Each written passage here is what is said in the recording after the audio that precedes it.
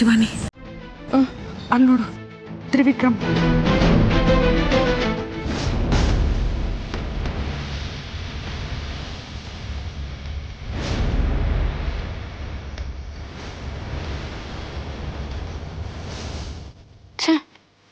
ಇವನು ಯಾಕೆ ಬಂದ ಇಲ್ಲಿಗೆ? ತ್ರಿಶೂಲ್,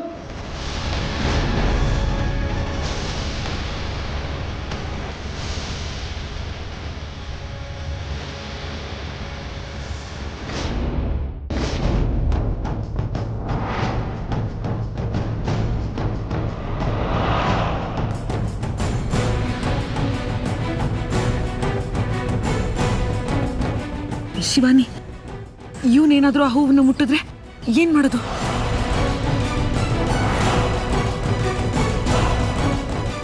ನಾವು ಆ ಹೂವಿನ ಗಿಡ ತಂದಿರೋದು ತ್ರಿಶೂಲ್ಗೋಸ್ಕರ. ಆದ್ರೆ ಇವನ್ ಮುಟ್ಟಿದ್ರು ಸತ್ಯ ಬಯಲಾಗುತ್ತಲ್ವಾ? ನೋಡೋಣ ಇರು. ವಾವ್,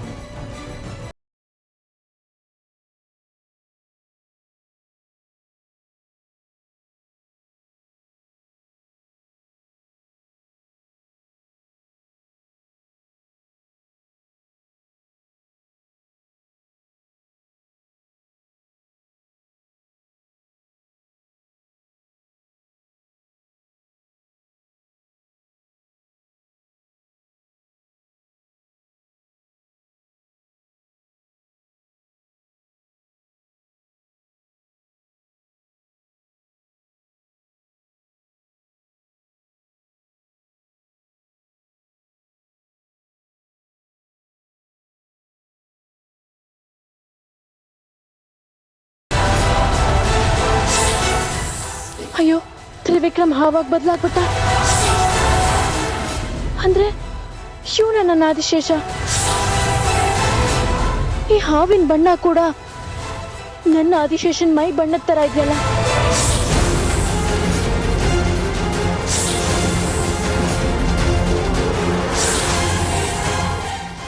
ಇದೇನಿದು? ಇದು ಹೇಗೆ ಸಾಧ್ಯ?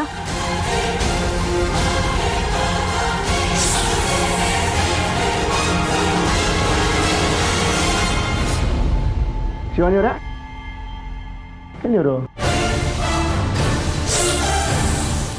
ರೀ ಶಿವಾನಿಯವರೇ, ಮಾತಾಡ್ತದಾರ ನನ್ನ. ರೀ ಶಿವಾನಿಯವರೇ, ಎಲ್ಲಿ ಬಚ್ಚಿಟ್ಕೊಂಡಿದ್ದೀರಾ?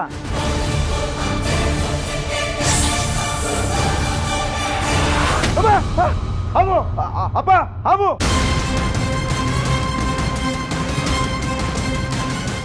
ಅಪ್ಪ ಅಮ್ಮ ಬನ್ನಿ ಇಲ್ಲಿ ಬೇಗ.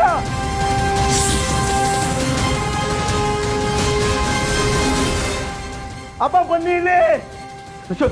ಏನಾಯ್ತು? ನೋಡಪ್ಪ ಹಾವು.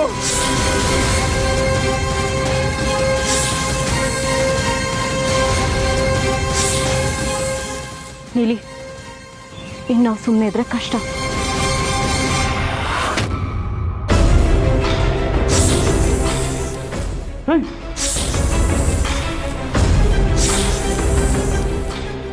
ಏನ್ ಮಾಡೋದಪ್ಪ?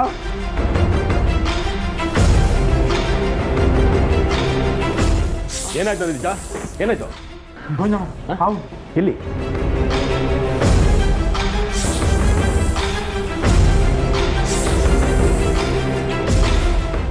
ನೀವೇನು ಹೆದರ್ಕೋಬೇಡಿ, ಈ ಹಾವು ನಾನು ಹಿಡಿತೀನಿ. ಇರು ನಂದೀಶ, ನೀನು ಸುಮ್ಮನೆ ನಂದೀಶ.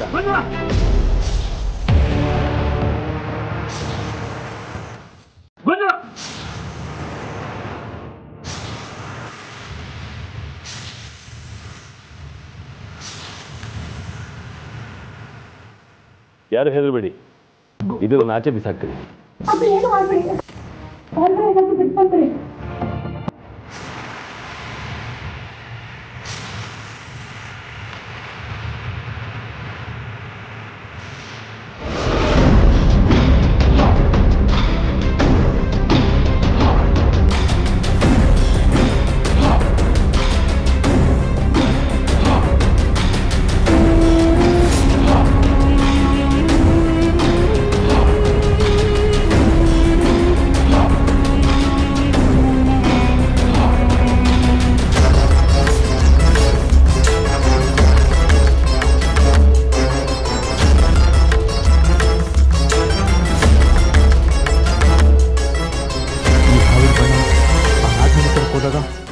ಹಾವಿನ ಥರನೇ ಇದೆಯಲ್ಲ. ಹೌದೌದು, ಅದೇ ಬಣ್ಣ. ಇದೇನ್ರಿ ಇದು? ಹಾವು ಮನೆ ಅಂಗಳಕ್ಕೆ ಬಂದ್ಬಿಟ್ಟಿದೆ. ನನಗಂತೂ ಎದೆ ಒಡೆದೋಯ್ತು. ಸಿಕ್ಕಾಪಟ್ಟೆ ಭಯ ಆಗೋಯ್ತು ನನಗೆ. ಅಲ್ಲಪ್ಪ, ಹಾವು ಕಂಡ್ರೆ ನನಗೇನೋ ಭಯ, ಆದರೆ ನೀನು ಯಾಕೆ ಇಷ್ಟೊಂದು ಟೆನ್ಷನ್ ಆಗಿದೆಯಾ? ಏನಿಲ್ಲ ಕಣ, ನೀನು ತುಂಬ ಗಾಬರಿ ಆದಲ್ಲ, ಅದಕ್ಕೆ ನಿನಗೇನೇನು ಆಯ್ತಾನೋ ಅಂತ ಭಯಪಟ್ಟೆ ಅಷ್ಟೇ.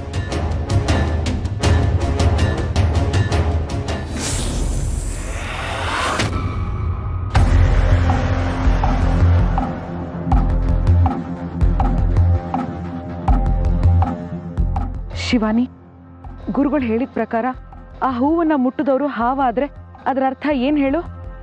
ಅಂದ್ರೆ ಈಗ ಅಂದ್ರೆ ತ್ರಿವಿಕ್ರಮ ನಾಗಲೋಕದವನು, ಇವನೇ ಆದಿಶೇಷ.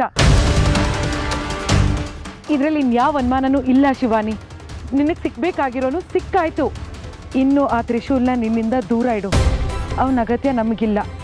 ತ್ರಿವಿಕ್ರಮನೇ ಆದಿಶೇಷ ಅನ್ನೋದಕ್ಕೆ ಇದಕ್ಕಿಂತ ಪುರಾವೆ ಬೇಕಾ ಹೇಳು?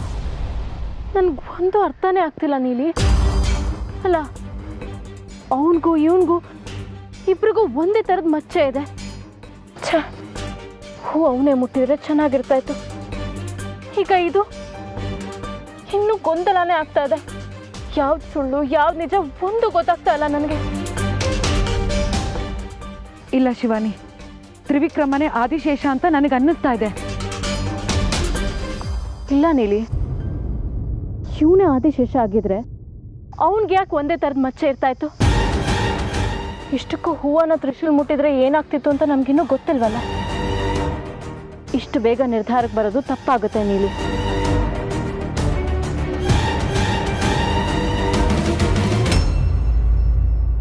ಏನು, ಹಾವು ಬಂದಿತ್ತಾ? ಹೌದು ರೀ, ನಂದೀಶನ್ ಮನೆ ಹತ್ರ ಬಂದಿತ್ತಂತೆ. ಹೌದು ಯಜಮಾನ್ರೆ, ನಾನು ಅಲ್ಲೇ ಇದ್ದೆ, ನಾನು ನೋಡಿದೆ.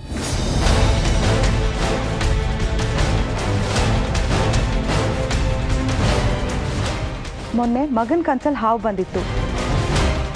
ಈಗ ನೋಡಿದ್ರೆ ಮನೆ ಸುತ್ತ ಓಡಾಡ್ತಾ ಇದೆ. ಇದೆಲ್ಲ ಒಳ್ಳೇದಲ್ಲ ಅಂತ ನನ್ನ ಮನಸ್ಸು ಹೇಳ್ತಾ ಇದೆ. ಈಗ ಹಾವು ಎಲ್ಲಿದೆ ಅದನ್ನ ಹೇಳು ಮೊದಲು. ಗೋವಿಂದ ಮತ್ತೆ ಸೆಕ್ಯೂರಿಟಿ ಸರಿಯಾದ ಸಮಯಕ್ಕೆ ಬಂದು ಹಾವನ್ನು ಹಿಡಿದ್ರು. ಇಲ್ಲಾಂದ್ರೆ ಏನಾಗ್ತಿತ್ತೋ ಏನೋ. ಅಷ್ಟೊಂದು ಧೈರ್ಯ ಗೋವಿಂದಂಗೆ ಎಲ್ಲಿಂದ ಬಂತು? ಅವನು ಹಾವು ಹಿಡಿದ್ನ? ಗೋವಿಂದ, ಶಬಾಷ್ ಕಣ. Thank you Babaji, thank you. ಏನು ವಿಷಯ? ಅದೇ ಹಾವನ್ನ. ಹಾವಾ? ಎಲ್ಲಿ ಎಲ್ಲಿ ಎಲ್ಲಿ ಹಾವೆಲ್ಲಿ ಎಲ್ಲಿ? ಅಲ್ವೋ, ಬರೀ ಕೈಲಿ ಹಾವು ಹಿಡ್ದಂತೆ. ಈಗ ಯಾಕೆ ಹೆದರ್ಕೋತಾ ಇದೀಯಾ? ಯಾಕೋ ಗೋವಿಂದ, ಏನಾಯ್ತು ಈಗ? ನೀನ್ ತಾನೇ ಹಾವನ್ ಹಿಡ್ದು ಎಲ್ರನ್ನು ಕಾಪಾಡಿದ್ದು? ಆ ಹಾವಾ? ಹೌದು ಬಾಬಾಜಿ, ನಾನೇ ಹಾವು ಹಿಡಿದು ಎಲ್ಲರನ್ನೂ ಕಾಪಾಡಿದೆ.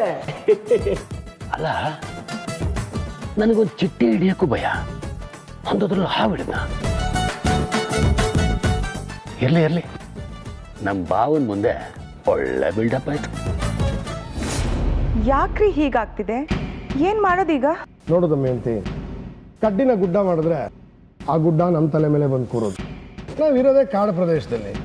ಪ್ರಾಣಿಗಳಿರೋ ಜಾಗದಲ್ಲಿ ನಾವು ಮನೆ ಮಾಡಿದ್ರೆ ಹೀಗಾಗೋದು ಕಾಮನ್. Don't worry.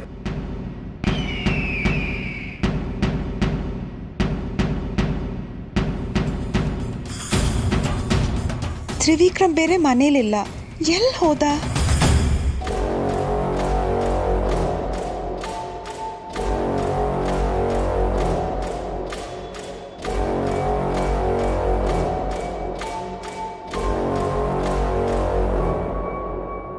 ಅಯ್ಯೋ, ನಾನು ಯಾಕೆ ಇಲ್ಲಿ ಬಂದೆ?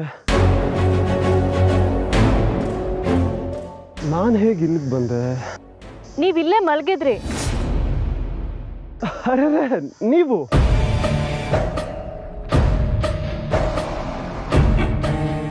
ನೀವೇನ್ ಮಾಡ್ತಿದ್ದೀರಾ ಇಲ್ಲಿ? ಅದೇ ಪ್ರಶ್ನೆ ನಾವು ಕೇಳಬೇಕು ಅಂದ್ಕೊಂಡಿದ್ವಿ. ನೀವ್ಯಾಕೆ ಇಲ್ಲಿ ಬಂದು ಮಲಗಿದ್ದೀರಾ? ನಾನು ಮನೆ ಹತ್ರ ಇದ್ದೆ.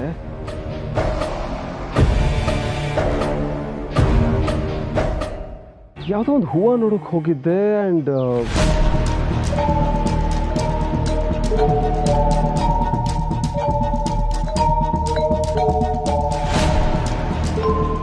ಭೂತ್ ಬಗ್ಗೆ ಎಲ್ಲ ನಮಗೇನು ಗೊತ್ತಿಲ್ಲ. ನಾನು ನೀಲಿ ಹೀಗೆ ಪಾಸ್ ಆಗ್ತಾ ಇದ್ದಾಗ ಯಾರೋ ಬಿದ್ದಿರೋದು ಕಾಣಿಸ್ತು. ಯಾರು ಅಂತ ಬಂದು ನೋಡಿದ್ರೆ ನೀವು. ಮೋಸ್ಟ್ಲಿ ನೀವು ತುಂಬ ಡಯಟ್ ಮಾಡ್ತೀರಾ ಅನ್ಸುತ್ತೆ, ಅದಕ್ಕೆ ತಲೆ ಸುತ್ತ ಬಿದ್ದಿದ್ದೀರಾ. ಇಲ್ಲ ಇಲ್ಲ ಹಾಗೇನಿಲ್ಲ. ನೋಡಿ, ಇನ್ನು ಮುಂದೆ ನಿಮ್ಮ ಹೆಲ್ತ್ ಬಗ್ಗೆ ಸ್ವಲ್ಪ ಗಮನ ಕೊಡಿ. ಹಾಗೆ ಈಗ ಒಬ್ಬೊಬ್ಬರೇ ಓಡಾಡಬೇಕಾದ್ರೆ ಹುಷಾರಾಗಿರಿ. ಈಗ ಮನೆಗೆ ಹೊರಡಿ. ಬೇಕಾದ್ರೆ ನಾವು ಬಂದು ಡ್ರಾಪ್ ಮಾಡೋದಾ? ನಾನೇ ಹೋಗ್ತೀನಿ. ಶೋರ್? ಯಾ. ಸರಿ, ಹುಷಾರು.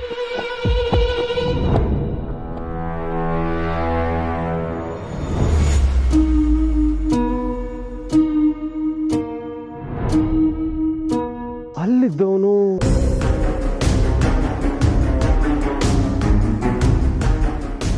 ಇಲ್ಲಿಗೆ ಹೇಗೆ ಬಂದೆ? ಏನಾಗ್ತಿದೆ ಇಲ್ಲಿ?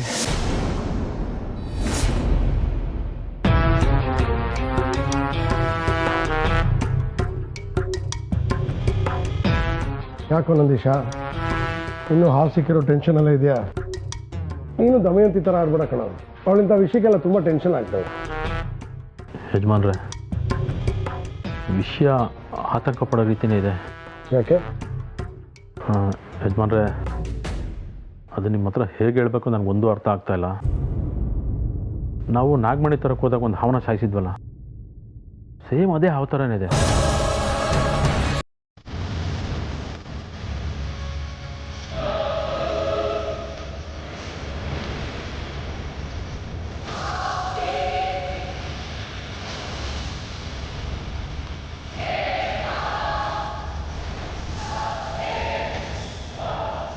ಅದೇ ಹಾವು ಬಂದಿತ್ತಾ ಅಥವಾ ಆ ಹಾವು ಜೊತೆ ಒಂದು ಹಾವನ್ನ ಸಾಯಿಸದೆ ಬಿಟ್ಟಿದ್ವಲ್ಲ, ಆ ಹಾವಿಗೆ ವಿಷಯ ಎಲ್ಲ ಗೊತ್ತಾಗಿ ಅದು ಬಂದಿತ್ತಾ ನನಗೊಂದು ಗೊತ್ತಾಗ್ತಾ ಇಲ್ಲ ಯಜಮಾನ್ರೆ. ಅಷ್ಟು ಕರೆಕ್ಟಾಗಿ ಹೇಗೆ ಹೇಳ್ತೀಯಾ? ಸರಿಯಾಗಿ ನೋಡಿದ್ಯಾ? ಯಜಮಾನ್ರೆ, ಪ್ರತಿದಿನ ಅದ್ರ ಬಗ್ಗೆನೇ ಯೋಚನೆ ಮಾಡ್ತಾ ಇರ್ತೀನಿ. ಕುಂತರು ನಿಂತರೂ ಅದೇ ಕಣ್ಮುಂದೆ ಬರ್ತಾ ಇರುತ್ತೆ. ಆ ನಾಗಮಣಿ ತಂದ ದಿವಸದಿಂದ ಇವತ್ತವರೆಗೂ ಎಷ್ಟೋ ರಾತ್ರಿ ನನ್ನ ಕನಸಲ್ಲಿ ಬಂದು ಕಾಡ್ಬಿಟ್ಟಿದೆ. ಅದನ್ನ ಹೆಂಗೆ ಮರೆಯೋದಕ್ಕೆ ಸಾಧ್ಯ ಯಜಮಾನ್ರೆ? ಮಕ್ಕಳ ಕನಸಲ್ಲಿ ಬಂದಿದ್ದು ನಾಗಿಣಿ ಬಣ್ಣದ ಹಾವು, ನೀವು ನೋಡಿದ್ದು ನಾಗರಾಜನ್ ಬಣ್ಣದ ಹಾವು. ಯಾಕೆ ಹೀಗೆಲ್ಲ ಆಗ್ತಾ ಇದೆ? ಯಜಮಾನ್ರೆ, ನನಗೆ ಯಾಕೋ ತುಂಬ ಗಾಬರಿ ಆಗ್ತಾ ಇದೆ. ನಾನು ಮಾತಾಡಲ್ಲ. ಏನು? ನಾವು ಯಾವುದಕ್ಕೂ ಗುರುಗಳನ್ನ ಭೇಟಿಯಾಗಿ ಈ ವಿಷಯದ ಬಗ್ಗೆ ಮಾತಾಡೋಣ.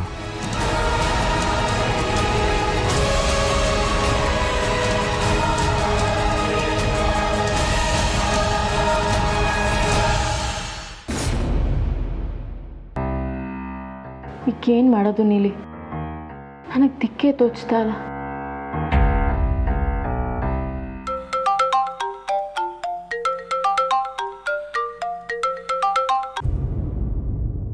ಹಲೋ.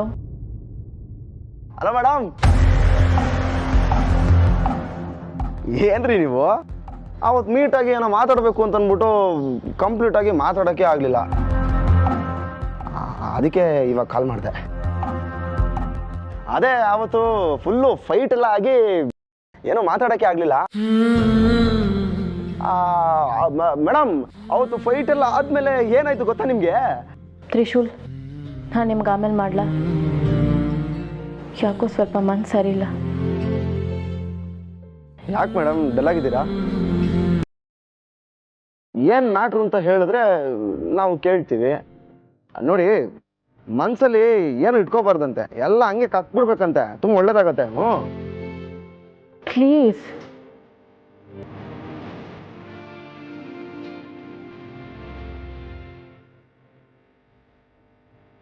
ಶಿವನ್, ಈಗ ತ್ರಿವಿಕ್ರಮ್ ಹತ್ರ ಹೇಗೆ ಮಾತಾಡ್ತೀಯಾ? ಅಕಸ್ಮಾತ್ ತ್ರಿವಿಕ್ರಮೇ ಆದಿಶೇಷ ಆಗಿದ್ರೆ ಅವನ ಹತ್ರ ನನ್ನ ಪ್ರೀತಿನ ಹೇಗೆ ಹೇಳ್ಕೊಳ್ಳೋದು ನೀರಿ? ಅವ್ನು ಕೂಡಲೇ ನಾನು ಒಪ್ಕೋತಾನ? ಅವನಿಗೆ ಹಳೇದೆಲ್ಲ ನೆನಪಾಗುತ್ತಾ? ಇಷ್ಟಕ್ಕೂ ತ್ರಿವಿಕ್ರಮೇ ಆದಿಶೇಷ ಅನ್ನೋದೇನು ಸತ್ಯ ಅಲ್ವಲ್ಲ? ಯಾಕಂದರೆ ತ್ರಿಶೂಲ್ ಬಗ್ಗೆ ನಮ್ಗೆ ಯಾವ ತೀರ್ಮಾನನೂ ತಗೊಳಕ್ಕಾಗ್ತಿಲ್ಲ. ಏನೋ ತುಂಬ ಗೊಂದಲ ಆಗ್ತಿದೆ ನನಗೆ. ಶಿವಾನಿ, ಏನೂ ಗೊಂದಲ ಇಲ್ಲ. ನನ್ನ ಪ್ರಕಾರ ತ್ರಿವಿಕ್ರಮನೇ ಆದಿಶೇಷ. ನೀನು ಸುಮ್ಮನೆ ತಲೆ ಕೆಡಿಸ್ಕೋತಾ ಇದೆಯಾ ಅಷ್ಟೆ. ಇಲ್ಲ ನೀಲಿ, ಇದು ನಾಗಲೋಕದ ಅಳಿವು ಉಳಿವಿನ ಪ್ರಶ್ನೆ. ನಮ್ಮೊಂದು ಸಣ್ಣ ತಪ್ಪು ದೊಡ್ಡ ಗಂಡಾಂತರ ಆಗಿ ನಮ್ಮ ಮೈ ಮೇಲೆ ಬರಬಹುದು. ಈಗ ನಾವು ತುಂಬ ಹುಷಾರಾಗಿ ಹೆಜ್ಜೆ ಇಡಬೇಕು. ಒಂದು ಕ್ಷಣದ ನಿರ್ಧಾರಕ್ಕೆ ಇಡೀ ನಾಗವಂಶನೇ ನಿರ್ವಂಶ ಆಗ್ಬಿಡುತ್ತೆ. ನೀನು ಹೇಳ್ತಾ ಇರೋದು ಸರಿಯಾಗಿದೆ. ಆದರೆ ನಾವು ಹೀಗೆ ಸುಮ್ಮನೆ ಕೂತ್ಕೊಂಡ್ರೆ ಯಾವ ತೀರ್ಮಾನನೂ ತಗೊಳಕ್ಕಾಗಲ್ಲ. ಆದಿಶೇಷ ಯಾರು ಅನ್ನೋದನ್ನ ನಾವು ಕಂಡು ಹಿಡಿಬೇಕು. ಅವನ ಕೊಲೆಗಾರರು ಯಾರು ಅನ್ನೋದನ್ನ ಅವನೇ ಹೇಳಬೇಕು. ಅವ್ರ ಮೇಲೆ ಪ್ರತೀಕಾರ ತೀರಿಸ್ಕೊಳ್ಬೇಕು. ನಾಗಮಣಿನ ಪತ್ತೆ ಹಚ್ಚಿ ನಾಗಲೋಕಕ್ಕೆ ತಗೊಂಡು ಹೋಗಬೇಕು. ಇಷ್ಟೆಲ್ಲ ಆಗಬೇಕು ಅಂದರೆ ನಮ್ಮ ಪ್ರತಿ ನಡೆ ನಿರ್ಧಾರ ಎಲ್ಲನೂ ಸರಿಯಾಗೇ ಇರಬೇಕು. ತ್ರಿಶೂಲ್ ತ್ರಿವಿಕ್ರಮ್ ಇವರಿಬ್ಬರಲ್ಲಿ ಯಾರು ಆದಿಶೇಷ ಅನ್ನೋದ್ರ ಬಗ್ಗೆ ನಮಗೆ ಸರಿಯಾದ ಸೂಚನೆ ಸಿಗದೆ ಹೋದರೆ ಯಾವ ಕೆಲಸನೂ ಮಾಡೋದಕ್ಕಾಗಲ್ಲ. ತ್ರಿವಿಕ್ರಮ್ ಹೂ ಮುಟ್ಟಿ ಹಾವಾದ ಸರಿ.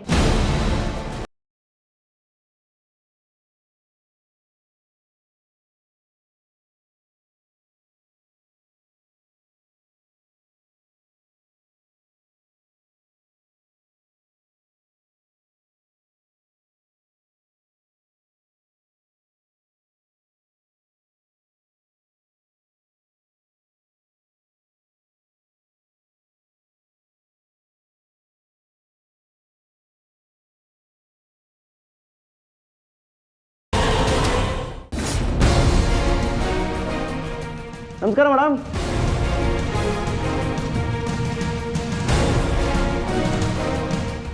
ಏನ್ ಮೇಡಮ್ ನೀವು ಮನಸ್ಸು ಸರಿ ಇಲ್ಲ ಅಂತ ಹೇಳ್ಬಿಟ್ಟು ಹಂಗೆ ಕಾಲ್ ಕಟ್ ಮಾಡ್ಬಿಟ್ರೆ ನಾವು ಸುಮ್ಮನೆ ಬಿಟ್ಬಿಡ್ತೀವಿ ಅನ್ಕೊಂಡಿದ್ದೀರಾ? ಹಂಗೆ ಬರ್ತಾ ಇರೋದೆ. ಹಾಂ ಐ ನೋಡಿ ನೋಡಿ, ನಾನು ಎಂಟ್ರಿ ಕೊಡ್ತಿದ್ದಂಗೆ ನಿಮ್ಮ ಮುಖದ ಮೇಲೆ ಸಣ್ಣ ಸ್ಮೈಲು. ನಾನು ನೋಡ್ತಿದ್ದಂಗೆ ನಿಮ್ಮ ಮುಖದ ಮೇಲೆ ಈ ನಗು ಬಂದಿದೆ ಅಂತಂದ್ರೆ ನಾನು ಹೇಳೋ ವಿಷಯ ಕೇಳಿದ್ರೆ ಫುಲ್ ಫ್ರೆಶ್ ಆಗಿಬಿಡ್ತೀರಾ. ಅದೇ ಏನು ಅಂತ ಹೇಳ್ಬೋದಲ್ಲ? ಏನೋ ಮೇಡಮ್, ಇತ್ತೀಚೆಗೆ ನಂಗೊಂಥರ ವಿಚಿತ್ರವಾದ ಕನಸುಗಳು ಬೀಳ್ತದೆ. ತಲೆ ಇರಲ್ಲ, ಬುಡ ಇರಲ್ಲ, ಆದರೂ ಒಂಥರ ಮಜಾ ಇರುತ್ತೆ. ನೆನ್ನೆ ನಂಗೆ ಬಿದ್ದ ಕನಸಲ್ಲಿ ನಾನು ಒಂದು ವಿಚಿತ್ರವಾದ ಪ್ರಪಂಚದಲ್ಲಿದ್ದೆ. ಸುತ್ತಮುತ್ತ ಎಲ್ಲಿ ನೋಡಿದ್ರು ಹಣ್ಣಿರೋ ಮರಗಳು, ಕಲರ್ ಕಲರ್ ಹೂ ಇರೋ ಗಿಡಗಳು, ಈ ನೊರೆ ಬರುತ್ತಲ್ಲ ಆ ಥರ ಜಲಪಾತ. ವಾವ್, ಎಷ್ಟು ಕಲರ್ಫುಲ್ ಪ್ರಪಂಚ. ಆ ಪ್ರಪಂಚದ ಮಧ್ಯದಲ್ಲಿ ಒಂದು ಸುಂದರವಾದ ಹುಡುಗಿ ರಾಜ್ಕುಮಾರಿ ಗೆಟಪಲ್ಲಿ ನಿಂತಿದ್ದಾಳೆ. ಯಾರದು? ನೀವೇ ಮೇಡಮ್, ನೀವೇ. ಆಮೇಲೆ ಹಾ, ನೀವು ಒಂದು ಮರದಲ್ಲಿ ಹೂವನ್ನ ಎಗರಿ ಎಗರಿ ಕಿತ್ಕೊಳ್ಳೋಕೆ ಟ್ರೈ ಮಾಡ್ತಾ ಇದ್ದೀರಾ, ಆದ್ರೆ ನಿಮ್ ಕೈಲಿ ಆಗ್ತಾ ಇಲ್ಲ.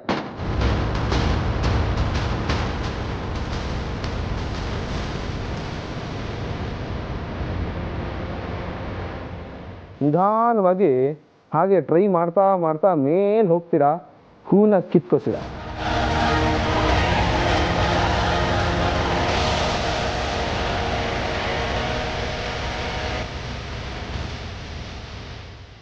ಹೇಗ್ ಮೇಲೆ ಹೋದ್ರಿ?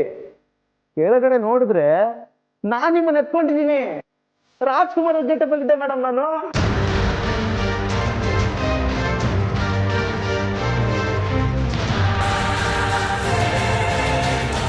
ಅರೆ, ಇವನ್ಗೆ ಹೇಗಿದ್ದಲ್ಲ ಗೊತ್ತು? ಇದು ನನ್ನ ಆದಿಶೇಷನ್ ಮಧ್ಯೆ ನಡೆದ ಘಟನೆ. ನಮ್ಮಿಬ್ರಿಗೆ ಬಿಟ್ರೆ ಇದು ಬೇರೆ ಯಾರಿಗೂ ಗೊತ್ತಿಲ್ಲ. ಇವನು ಹೇಗಿದ್ದನೆಲ್ಲ ಹೇಳ್ತಾ ಇದ್ದಾನೆ. ಇವನ್ಗೆ ಈ ಕನ್ಸು ಬೀಳಕ್ಕೆ ಹೇಗೆ ಸಾಧ್ಯ? ಹಾಗಾದ್ರೆ ಇವನೇ ನನ್ನ ಆದಿಶೇಷ ಇರ್ಬೋದಾ? ಆಮೇಲೆ ಆಮೇಲೆ ಏನಾಯ್ತು? ಆಮೇಲೆ ಹೂನ ಕಿತ್ಕೊಂಡು ಹೇಳಿದ್ರಿ. ನಾನು ನಿಮ್ಮ ಹತ್ರಕ್ಕೆ ಬಂದು ಆ ಹೂನ ನಿಮ್ಮ ಮುಡಿಗೆ ಮುಡಿಸ್ದೆ.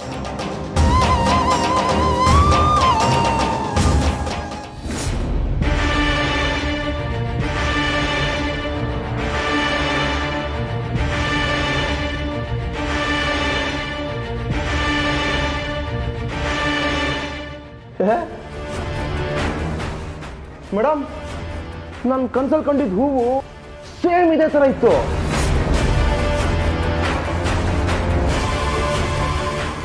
Wow, what beautiful.